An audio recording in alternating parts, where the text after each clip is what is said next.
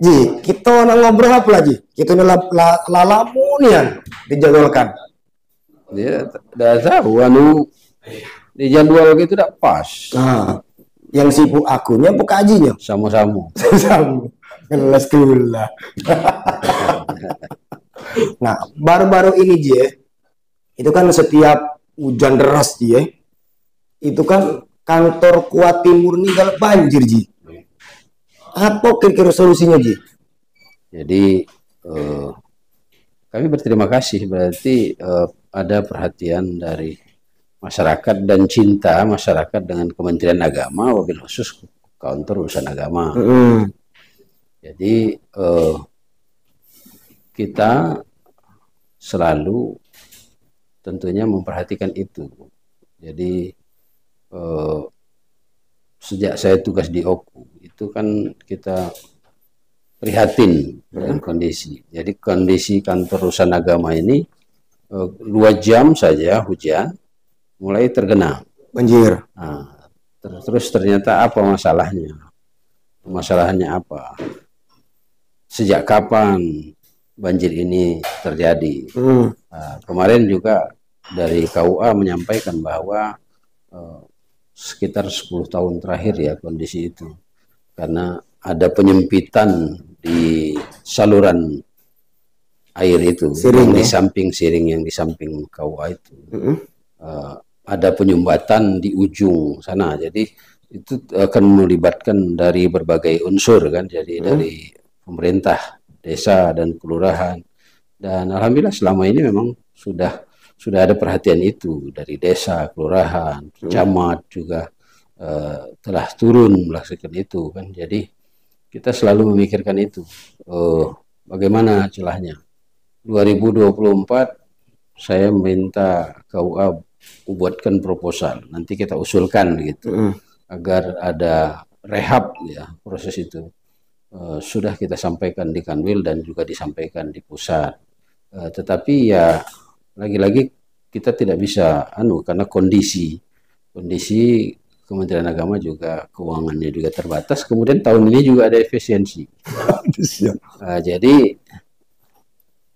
keprihatinan itu terus jadi kalau ada banjir itu kawan-kawan di kawah itu tidak bisa kapan hujan mulai tidak baca tenang gitu. Nah, ini ikut upayakan. Nah kemarin juga saya juga menyampaikan koordinasi dengan pemerintah daerah. Alhamdulillah disambut baik oleh Kepala Bapeda ya Pak Bupati melalui Kepala Bapeda. Jadi Bapeda OKU mengambil langkah inisiatif minta data dengan kita melalui KUA diusulkan kepada balai besar perairan ya PU Pengairan yang di Palembang yang notabene-nya di bawah Kementerian PU ya, bukan Pemda ya, bukan sudah masuk dan diusulkan sudah mudah-mudahan menurut Kepala Bapeda dalam waktu dekat, mudah-mudahan tahun ini juga akan ditinjau dan akan ya kita berdoa mudah-mudahan segera terrealisasi. Jadi akan dibuat gorong-gorong memutus jalan itu sehingga air itu tidak mengendap di sebelah sini tapi juga bisa dibuang ke seberang jalan gitu. Nah, jadi kita terima kasih ya, saya terima kasih dengan Pak Bupati melalui Kepala Bapeda. Terima kasih juga kepada Pak Camat, kemudian Pak Lurah, Pak Kades yang turut prihatin memperhatikan itu. Apa tidak ini baik ya, guling-guling tukar guling? Ya itu alternatif. Itu kita sudah memikirkan semuanya. Jadi langkah alternatif satu itu seperti itu.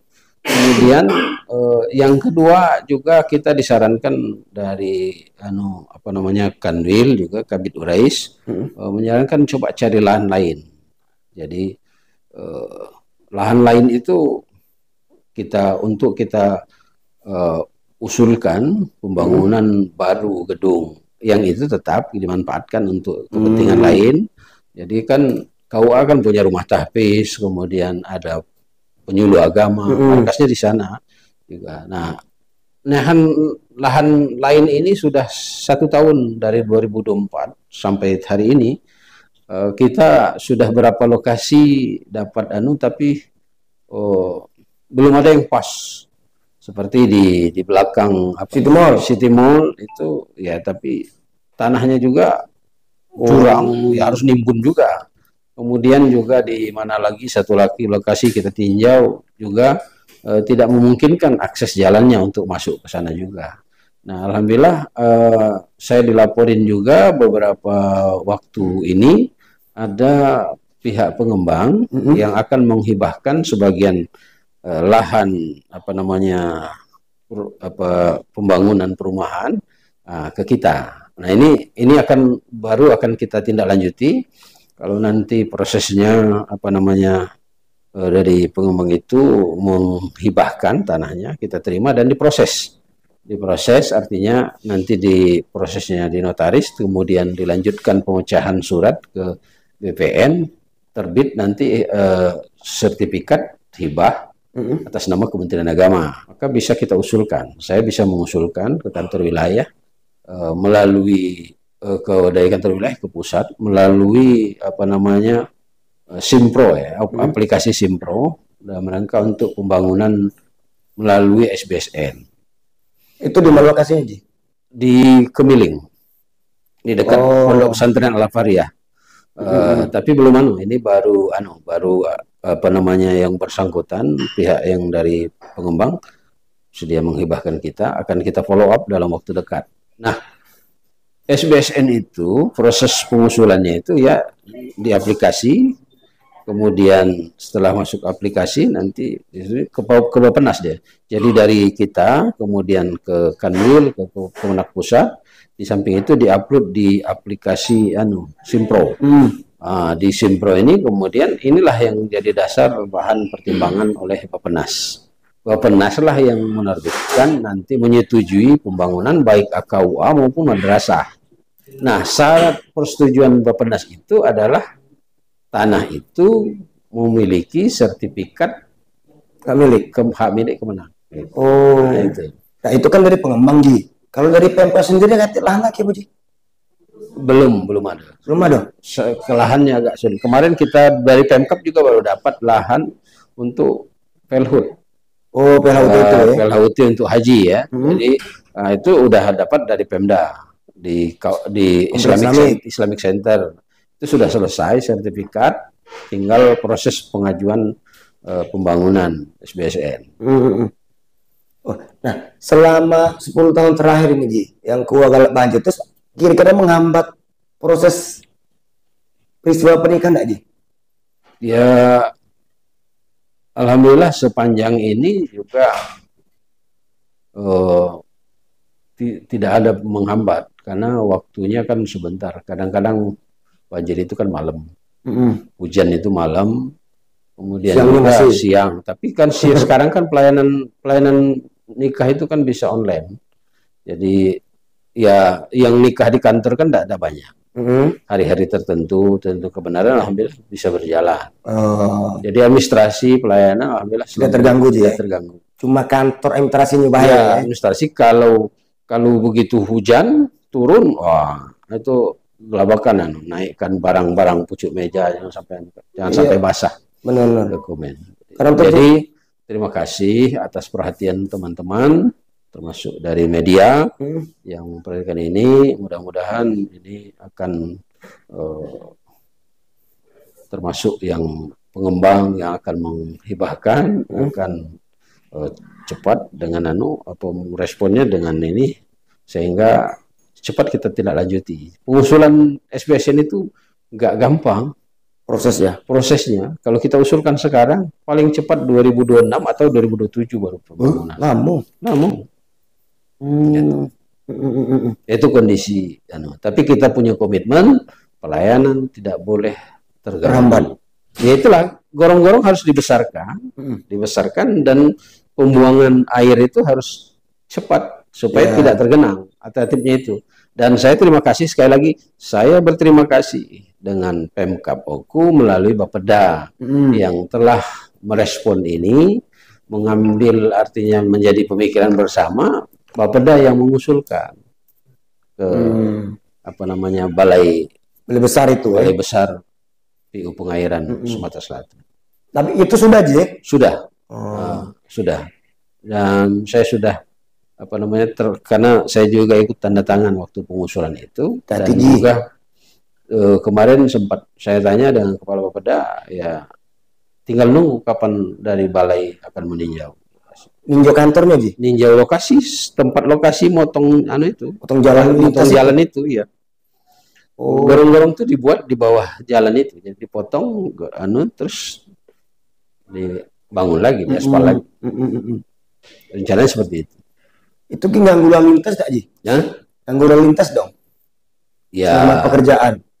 Ya kan saya kira itu biasa dalam hal apa namanya pengerjaan seperti itu sudah biasa, dan PU kan profesional. Ya. Biasanya di sebelah dulu kaki sudah kering lah keras, buka tutup, buka yang ini baru sebelah situ. Ya. Ini kan ada produk lama tapi kejadian baru, Ji. Selama ini kan di bawah naungan MUI kalau salah. Nah sekarang dikelola oleh Kemenak, Ji, di bawah BJB apa namanya kan? Itu sertifikat halal. Nah, dia kucak mana itu, Ji? Jadi begini, di Kementerian Agama itu dari tahun ke tahun, dari tahun 60, 70-an, kan 80, 90, itu namanya ada apa namanya di Kementerian Agama itu ada bimbingan masyarakat Islam. Bimas Islam, ya. Jadi mengenai itu ada yang masalah pernikahannya, ada yang masalah penerangan agamanya, ada yang masalah wakafnya, ada yang masalah apa namanya halalnya, termasuk semua. Jadi termasuk juga haji itu dulu di bawah Islam, Bimas Islam juga, Bimas Islam dan urusan haji. Kemudian haji di Mekar menjadi dirjen sendiri. Nah, jadi itu. Nah, kemudian di era 90-an sertifikasi halal itu diambil MUI. Benar. Jadi masuk ke MUI ranahnya karena fatwa, fatwa MUI. Kemudian berjalan beberapa satu dekade lah gitu ya, sertifikasi halal dengan logo MUI. Yang lama itu ya? Iya, yang kemudian di awal 2000-an, tahun 2000-an, kemudian halal itu dikembalikan ke Kementerian Agama, dikelola oleh Kementerian Agama dengan satu eselon 1, ya. Jadi apa namanya setingkat dirjen, ya, Badan Pengelola Jaminan Produk Halal, BPJH. Nah, jadi BPJH itu di bawah Kementerian Agama, di Menteri Agama dia eselon 1. Kemudian perangkatnya ke bawah, ya di kantor wilayah ada Satgas Halal. Satgas Halal, ya. Terakhir ini ketua Satgas itu Kabaktiu, kemudian apa namanya ada Satgas ada anggota beberapa orang gitu. Yang juga gabungan Satgas itu tidak hanya di Kemenak, jadi dari BP POM segala macam itu ada timnya. Di kabupaten kota di Kementerian Agama juga ada Satgas Halal begitu kan. Satgas Halal ya di Kementerian Agama juga ada Kasubaktiu, ada Bimas Islam gitu, yang menangani ini. Dan 2024 kita ada launching dulu ya, sama sertifikasi halal gratis yang dilaunching oleh Pak Bupati waktu itu di halaman kantor kita, diwakili oleh Pak Sekda. Tahun 2024 di launching untuk dan turun ke pasar itu apa namanya sosialisasi Persehati ini. Jadi dalam rangka sertifikasi halal gratis. Ya. Nah, selesai pemerintahan Jokowi, dilantik kabinet baru, apa namanya presiden baru kita Prabowo, dilantik kabinet baru. Salah satu yang dilantik oleh Presiden Prabowo adalah Kepala Badan Penjamin Produk Halal, BPJH tadi. Nah, jadi BPJH saat ini keluar dari Kementerian Agama. Nah, jadi sebenarnya bukan halal saja, banyak sih yang sudah keluar dari Kemenak itu. Dulu masalah apa namanya, eh, tahun 99 misalnya lahir apa namanya, undang-undang zakat. Iya. Akhirnya lahirnya Pasnas. Jadi zakat keluar dari Kemenak. Tapi apakah di Kemenak tidak ada lagi yang ngurus zakat? Masih ada. Ada direktur zakat, gitu kan? Nah, direktur zakat dan wakaf. Kemudian wakaf juga keluar dengan BWI, Badan Wakaf Indonesia. Apakah Kemenak masih melepaskan? Tidak. Di bawah Dirjen Bimas Islam ada yang mengurusi. Masih terlibat berarti ya? Zakat wakaf itu. Nah, juga tahun ini 2025, ya itu dengan dengan kabinet baru ada BPJH keluar dari Kementerian Agama. Nah, sampai saat ini perangkat di provinsi dan kabupaten kota belum terbentuk. Perangkat BPJH itu masih nginduknya ke Kementerian Agama. Di Kanwil juga masih saat itu, kemudian di Kemenak juga masih. Jadi walaupun sudah terbentuk di tingkat pusat, tapi di tingkat kabupaten kota masih untuk sementara gitu. Jadi masalah halal ini ya itu tidak apa namanya serta merta itu. Kemudian juga Kemenak tetap mengawal itu. Mengawal ya, tidak lepas begitu aja. Iya, tidak lepas begitu. Jadi MUI terlepas itu aja. MUI masih juga. Masih ya? Masih. Nah, program Sehati ini siapa sih yang sasarannya, Ji? Ya, Sehati itu kan apa namanya, dalam rangka sertifikasi halal gratis. Jadi seluruh apa namanya UMKM, pengusaha baik yang apa namanya ini apa yang pengusaha mikro maupun non mikro UMKM dengan pengusaha yang besar UMKM kemudian mikro itu sasarannya. Jadi tujuan dari apa Sehati itu. Jadi saat ini diluncurkan 2024, tadinya sampai Oktober 2025. Gratis. Kita selalu sosialisasikan, ayo para pengelola apa namanya yang pengusaha mikro UMKM, ayo kita lakukan apa namanya sertifikasi. Jadi halal itu mumpung masih gratis. Ya, sampai 2025. Nah, Oktober nanti kalau ya Oktober, nggak tahu nanti apakah diperpanjang lagi, nanti itu kewenangan dari BPJH. Ya. Jadi lembaga resmi yang sudah dibentuk oleh pemerintah, dibentuk oleh presiden dan berada di luar Kementerian Agama. Tapi Kementerian Agama tetap mensupport, tetap membantu itu. Jadi Sumsel itu kan ada kuota ya, ada kuota yang diberikan untuk sertifikasi itu. Nah, masih sampai saat ini masih tersisa 2000. Di Sumsel masih kuota ya, Sumsel. Jadi bukan OKU ya. Jadi 17 kabupaten kota itu ada 2000 lagi sisa kuota itu. Nah, apakah nanti oleh BPJH akan diperpanjang apa tidak? Nah, kita menunggu regulasi yang dilakukan oleh apa namanya BPJH. Kalau OKU berapa sih kuotanya? Ya, kuota kan kuota Sumsel. Kuota Sumsel sama kayak kuota haji. Kuota kan kuota provinsi. Nah, jadi saya sampaikan juga ya, apa namanya capaian sertifikasi halal untuk Sumsel dan OKU ya, kabupaten. Nah, terutama OKU lah yang kita sampaikan ya. Jadi di sampai 11 Agustus ya 2025 yang masuk di dalam data kita itu OKU itu reguler itu jumlah sertifikat halalnya yang reguler ya. Arti reguler ini yang berbayar. Yang bayar ya. Jadi ada 9 sertifikat halal, jumlah produknya 346.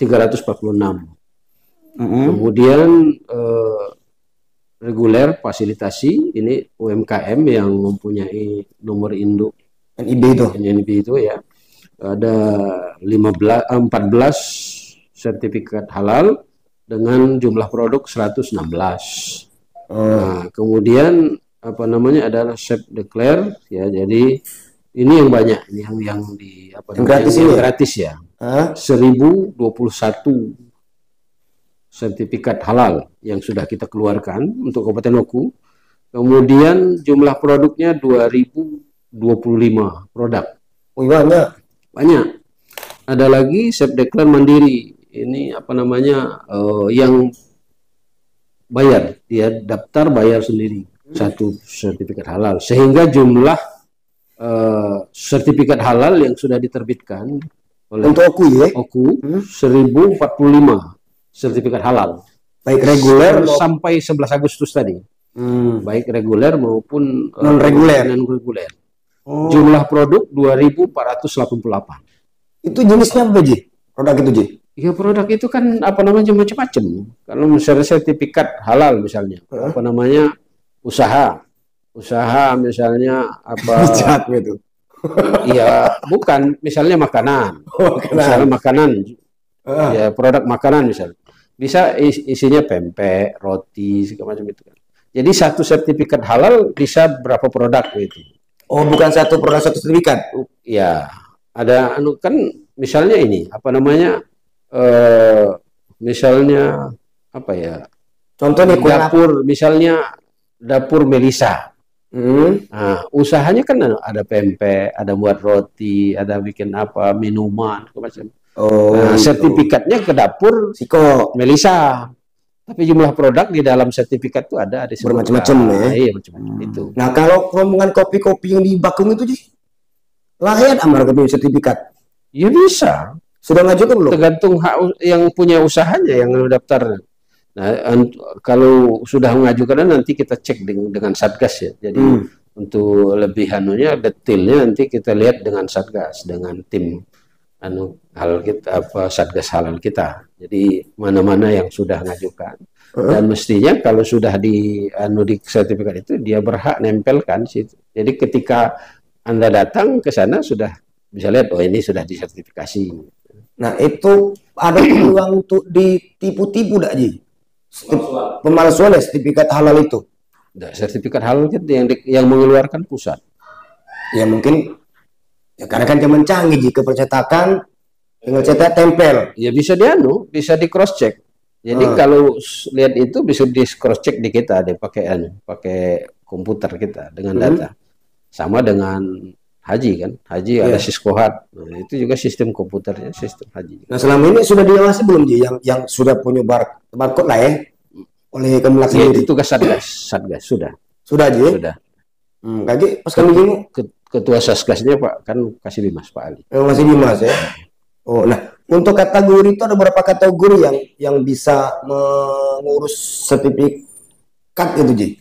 Ya itu yang saya sampaikan tadi. Apa namanya tadi? Ada UMKM nih ya. Skala usaha itu kan ada skala besar, kemudian kecil, menengah dan mikro. Jadi UMKM tadi kan. Jadi yang sudah kita ini kan yang skala besar tadi 1, jumlah produk 207. Ya. Kemudian usaha kecil itu 13, jumlah produk 84 ya. Jadi kemudian mikro yang banyak 1031 dengan jumlah produk 2197. Jadi jumlah sertifikat halal 1045 dengan jumlah produk 2488 tadi. Jadi semuanya bisa. Nah, baik yang mikro, UMKM maupun yang besar mengajukan. Itu ribet aja prosesnya? Enggak, udah ribet. Berapa lama? Semuanya kan online. Kan semuanya online. Kan ini kan proses. Ini kan ada di Anda ya, di kan proses poster apa namanya? Iya.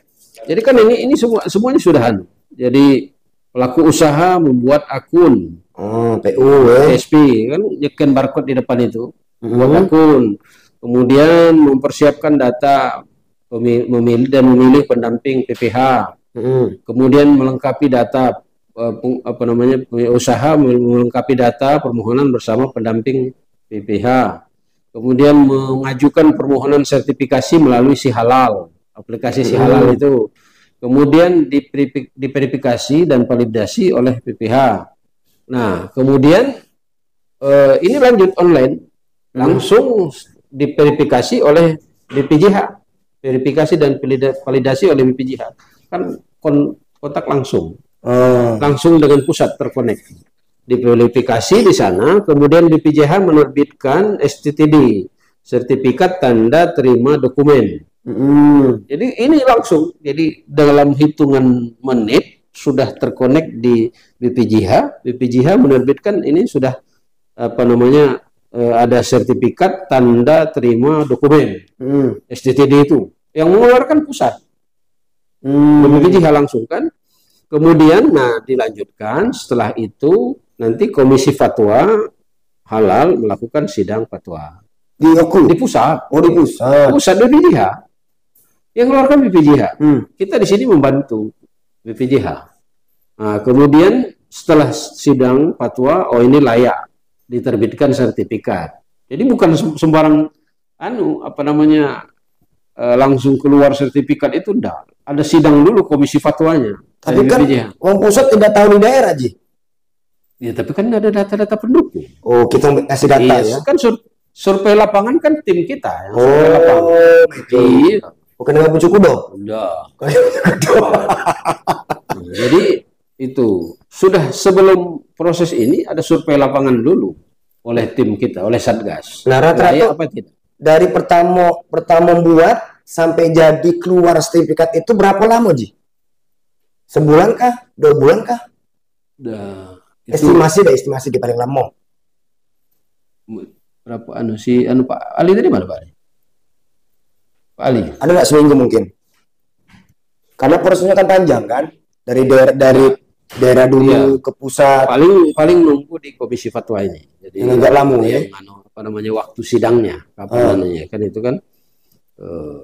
Nah, kemudian setelah dari hasil komisi fatwa, BPJH menerbitkan sertifikat halal. Nah, kemudian pemilik usaha bisa mengunduh sertifikat halal, label halal, edisi halal. Jadi langsung terbit dan bisa di-print di situ. Artinya pengusaha itu harus ke sini berarti ke Kemenak? Tidak, karena sertifikat sudah terbit dan bisa diunduh. Dan kita tahu, kan ini online dan kita tahu dengan apa namanya setiap langkah itu bisa dipantau. Si pemilik usaha bisa memantau sudah sampai di mana prosesnya. Kemudian kita juga bisa memantau sudah sampai di mana prosesnya, dan yang bersangkutan pemilik usaha mengunduh itu kita juga tahu dari tim itu. Jadi terkoneksi. Menurut pantauan Kak Aji, setaat apa sih pengusaha di Oku ngurus sertifikat halal ini? Ya, kita terus masih sosialisasi terus untuk melakukan itu, mengajak, menghimbau agar itu untuk apa namanya ngurus lah ya. Untuk ngurus itu untuk juga kan kepentingan apa namanya konsumen. Ya, meyakinkan konsumen tentang keterjaminan produknya. Termasuk juga misalnya penyembelihan. Penyembelihan juga kita lihat. RPH. RPH juga ada tetap diana juga. Jadi RPH itu bagaimana proses penyembelihannya. Paling sih berapa rata-rata proses waktu terbit sertifikat halal itu 12 hari kerja. Dari mulai masuk sampai terbit 12 hari kerja. Baik yang reguler maupun non reguler. Yang mana? Ya, yang reguler dengan non reguler. Proses kan sama. Oh, reguler itu kan yang bayar. Ya. Non reguler yang gratis. Kalau yang non reguler lama karena gratis. Tidak sama. Prosesnya sama. Karena kita tidak bersentuhan langsung dengan itu. Tidak bersentuhan dengan apa namanya ada misalnya tidak ada. Jadi semuanya berjalan sesuai prosedur. Salah satu contoh di Oku yang ada sertifikat halal ini di mana, Ji? Aku belum terjingok, Ji. Yang sudah salah satu rumah makan, contohnya rumah makan mana yang toko itu? Yang di mana? Ya, yang secara teknisnya nanti ke Satgas lah. Nah, ini kan ada program MBG, makan gizi gratis ya.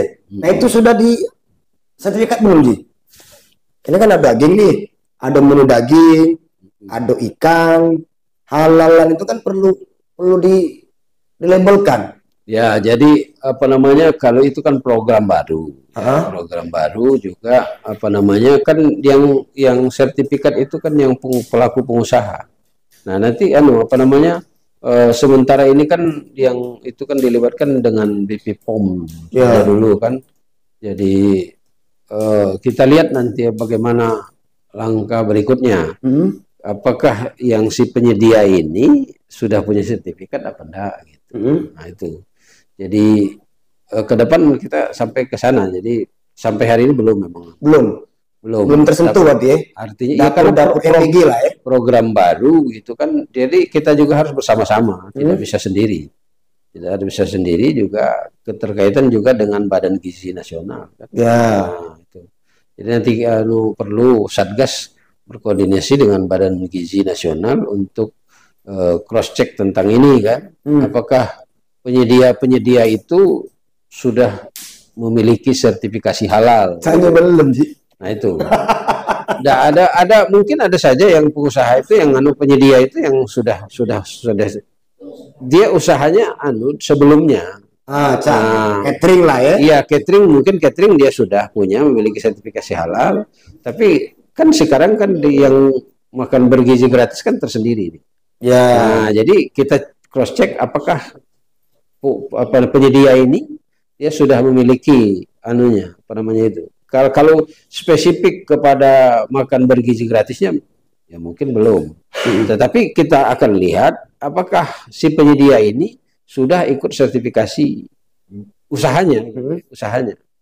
Penyedia itu kan penyedia program saat ini. Nah, tapi yang si pengusahanya yang apakah sudah ikut apa belum? Nah, itu nanti di tugas Satgas lah untuk kerjasama dengan dengan tim, dengan Badan Bergizi Nasional, dengan BP POM untuk ngecek itu. Tapi yang pasti sekarang belum tersentuh ya. Dapur itu belum sampai ke situ. Satgas. Ya Pak Ali, Satgas cak mana dengan dapur bergizi gratis itu dengan Badan Gizi Nasional nanti koordinasi. Artinya di aku belum ada yang bersertifikat Ji. Dalam proses. Oh, ada. Dan proses sembari menunggu tadi ya. Oh. Ya makanya di cross check dulu yang penyedia itu perusahaannya itu pelaku usaha catering itu lah sertifikat belum. Kalau belum supaya dianjurkan untuk mengikuti sertifikasi ini kan itu. Iya. Mungkin yang sudah ya aman, tidak apa-apa terus. Sudah ya aman. Oh, sudah itu ya. Ada yang sudah, mungkin ada juga yang belum. Tapi banyak belum. Yang belum disosialisasi. Ya kita tidak tahu. Berapa sampai hari ini saya juga belum tahu berapa jumlah penyedia itu karena yang dapur itu karena itu kan ranahnya Badan Gizi Nasional kan. Ini dapat koordinasi dengan Kemenak sih. Belum tapi kan kita menerima. Jadi kan madrasah, MA, MAN, MTS, MIN sudah nerima itu. Oh, anunya itu. Tapi itunya belum. Ini kan ada Siko Kementerian baru terbentuk nih. Kementerian Haji dan Umroh. Dia kapan dilantiknya, Ji? Oh, itu bukan ranah kita. Jadi begini, saya sampaikan tadi.